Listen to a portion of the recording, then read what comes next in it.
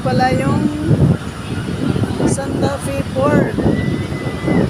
Papunta ng Bantayan Island. Punta kami doon. Ito, pero Bantayan Island ito. Pwede nga di buwan, itiay na Virgin Island ko.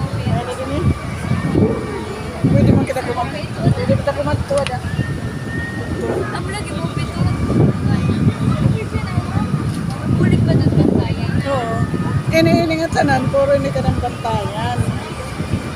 Tapos, itong port na ito ay Santa Fe Port. Santa Fe Port. Yan, naghahanda ng mga tripulante ng barko para sa pagdaan. Yan, puting-puting yung buhangin. Hangin dyan. Puting-puting, malapit na kami, dadaan na. Saan natin? Cebu. Din man rin na Cebu, kaya luwagit Cebu.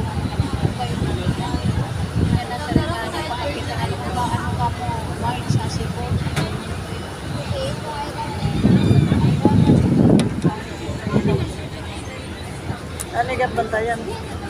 Hindi ko na dahil ilan tagaan. Tagaan. Ano pa yan? Kanto kita nga, kanto kita.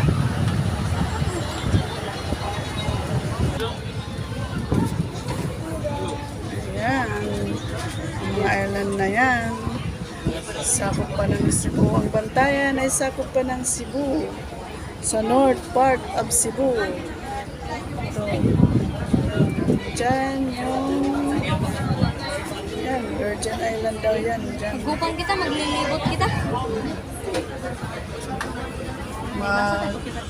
Doon na, malapit na. Malapit na. Ang init-init. Buti nga magandang panahon. Hindi umulan. Salamat sa Diyos. Thank you, Lord. Binigyan mo kami ng magandang panahon para sa aming pagta-travel. Nakalat ka ba? Yan.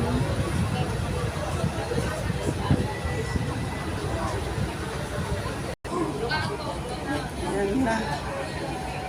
Sa wakas ay dadaong na talaga ang aming barko. Ito na kami sa Santa Fe Port.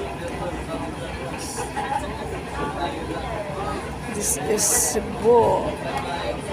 North part of Cebu. Ang Bantayan Island. Yan. Island shipping. Thank you, Lord. At nakarating na rin. Thank you, Lord. At magandang panahon. Hindi maulan. Yan.